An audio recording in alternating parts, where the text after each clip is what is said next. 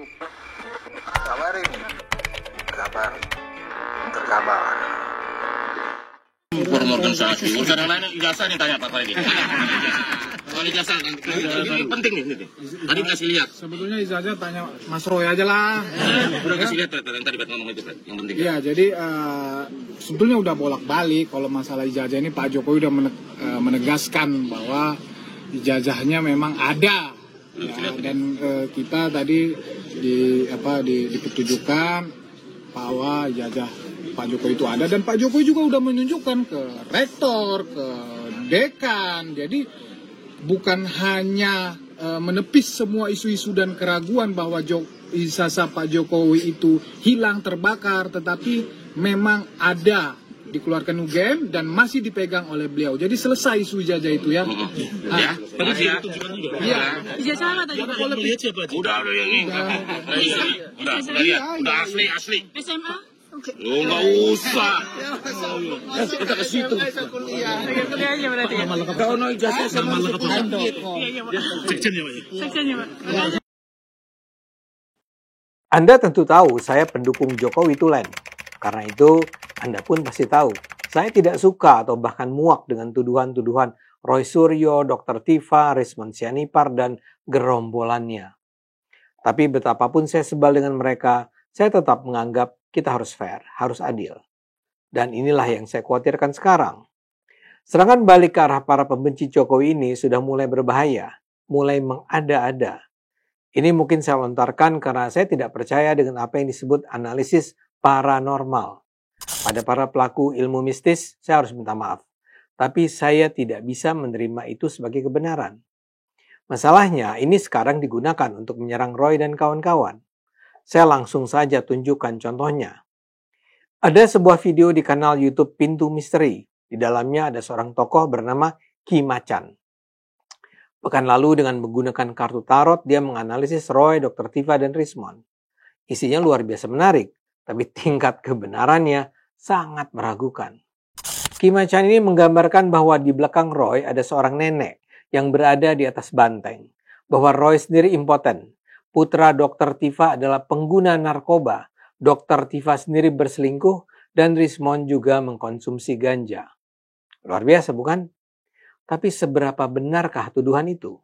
Sangat meragukan karena kesimpulan itu hanya diambil dari tumpukan kartu tarot yang dibuka satu persatu oleh Ki Macan. Kita sendiri sebagai penonton tidak bisa melihat wajah Ki Macan. Ia menutupi wajahnya dengan topeng macan.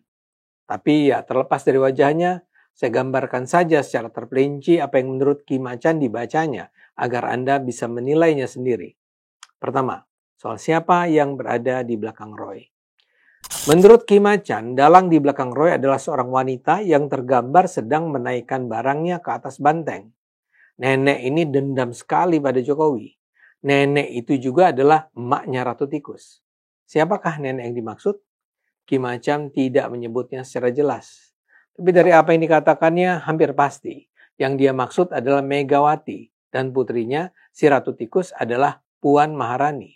Saya ulang ya. Ki Macan tidak menyebut secara tegas siapakah nenek itu. Tapi ya siapa lagi yang lebih pas disebut sebagai nenek yang membenci Jokowi selain Megawati. Sekarang saya pindah ke isu Roy sendiri. Menurut Ki Macan, Roy itu tidak punya anak karena dia impoten. Mula-mula dia menyebut Roy ejakulasi dini, tapi kemudian dia mengatakan tidak bisa bangun. Mana yang lebih tepat? Tidak penting. Yang penting menurutnya adalah Roy ini punya masalah dengan daya seksualnya. Dan karena itu, dan ini jadi penting, rasa frustrasinya meluap ke kepala. Menurut Ki Macan, rumah tangga Roy berantakan. Bahkan dalam hal lain, Roy juga memiliki cacat lain. Roy itu dituduh korupsi anggaran sepak bola. Ini selama ini ditutup-tutupi oleh sang nenek. Tapi dengan yakin Ki Macan katakan ini pasti akan terbongkar.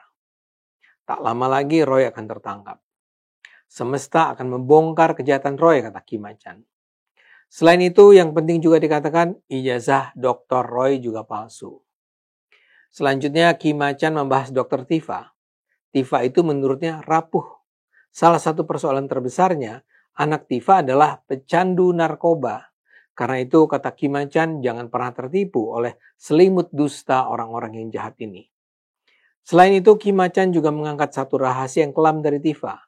Menurut Kim Macan, keluarga Tifa itu juga berantakan. Suami atau mantan suami Tifa menghabisi harta Tifa. Caranya tidak diceritakan. Tapi yang jelas pria itu menghabisi harta Tifa. Tapi cerita tidak berhenti di situ. Kim Macan juga mengatakan, di sisi lain, Tifa sendiri berselingkuh. Dia keluar masuk hotel dengan pria yang menyimpan rekaman perselingkuhan mereka yang akan digunakan untuk memeras Tifa. Dengan yakin, Kim Macan mengatakan, sudah ada 7 video. Terakhir adalah soal Rismon Sianipar. Menurutnya ijazah Rismon palsu. Kalau yang ini sih memang sudah cukup sering terdengar ya, bahwa dia tidak pernah lulus pendidikan pasca sarjana di Universitas Yamaguchi, Jepang. Bahkan kabarnya sekarang Rismon sudah mendelete ijazah master dan doktornya dari CV-nya. Jadi terlepas dari benar atau salah, ini sudah cukup lama terdengar. Tapi Kim Macan menambahkan cerita-cerita lain. Pertama, dia bilang Rismon ini sering mengganja. Kedua, dia suka main dukun. Ketiga, dia sering ikut pesta sekte. 4, dia sekarang terlibat dalam proyek terbesar yang bisa membawa banyak uang. Itu yang terutama diangkat oleh Kim Macan. Semua cerita ini luar biasa. Tapi pada saat yang sama, semua sama sekali tidak ada landasan empirisnya. Bagaimana kita bisa percaya bahwa Megawati mengendalikan Roy dan kawan-kawan? Bagaimana kita bisa percaya Roy mengalami disfungsi ereksi? Bagaimana kita bisa percaya Dr. Tifa keluar masuk hotel dengan pria yang memerasnya? Bagaimana kita bisa percaya anak Dr. Tifa pecandu narkoba? Bagaimana kita bisa percaya Rismon suka mengganja, main dukun, dan ikut pesta sekte? Tuduhan-tuduhan itu sangat absurd. Dan karena itu seharusnya kita tidak menggunakannya untuk menyerang Roy dan kawan-kawan. Tuduhan Roy, Tifa, Rismon ke Jokowi sendiri sangat mengada-ada. Levelnya hayalan tingkat tinggi. Dan karena itu terus diulang, banyak orang yang percaya dengan fitnah-fitnah itu walau sudah berulang kali dibantah. Tapi setelah mengatakan itu, marilah kita percaya kita tidak boleh melakukan itu. Karena itu sangatlah rendahan. Roy dan kawan-kawan melakukan propaganda hitam. Kita jangan melakukan hal serupa. Percaya sajalah, kebenaran akan menemukan jalan. Karena itu kita tidak boleh menggunakan analisis-analisis paranormal untuk mengalahkan para pembohong itu. Yuk gunakan akal sehat. Karena hanya kalau kita gunakan akal sehat, Indonesia akan selamat. Mungkin ini menyikapi masih dengan ijazah, kasus ijazah yang masih belum kelar juga sampai saat ini. Setelah Pak Jokowi kemarin disinggung soal tudingan ijazah palsu, Gibran juga seperti itu, ijazahnya dipertanyakan. Sekarang Bu Iriana juga sempat dipertanyakan ini ijazah magisternya oleh Dr. Tifa. Padahal memang di sebelumnya pada Pak Jokowi masih menjabat, sempat kecetus bahwasanya Bu Iriana ini memang tidak menyelesaikan studinya karena langsung diajak menikah sama Pak Jokowi. Nah, tapi ternyata faktanya dia sudah menyelesaikan sampai magisternya itu setelah menikah. Nih, bahkan pihak kampus juga sudah menyatakan seperti itu. Kenapa? Apalagi yang harus dibahas sama Dr. Tifa untuk mempermasalahkan ijazahnya Iriana? Ya, makanya kan, apalagi yang mau kita bahas kalau udah tanya begitu kan. Ya, tinggal kita bahas aja unsur-unsur hukum pidana kan. Laporan Jokowi kapan jadi tersangka, itu aja yang dibahas kan. Karena orang kalau sudah tidak suka, dia selalu menyampaikan perilaku ketidaksukaannya. Dicari-cari salahnya orang gitu kan. Jadi kan akhirnya kita menilainya ya orang inilah yang jahat. Begitu. Jadi bisa jadi mereka jatuh, Dr. Tifa, Rismon. Kenapa mereka nyari-nyari si keluarganya Jokowi aja? Kenapa nggak nyari semua orang ijazahnya palsu yang mana kan begitu? Gitu. Jadi kembali ke kata tendensius, di mana ini mereka hanya terpaku pada satu keluarga. Artinya sebenarnya mereka nggak suka sama keluarga ini. Kalau mereka nggak suka, biasanya mereka berperilaku yang jahat. Karena tidak suka itu, biasanya muncul perilaku kejahatan. Nah, kejahatan mereka ini kan akhirnya kan diperiksa sama polisi. Ya kan? Ya tinggal tunggu mereka jadi tersangka. Kapan tersangkanya? Tergantung. Begitu. Tapi dalam waktu dekat lah. Begitu. Mereka jadi tersangka.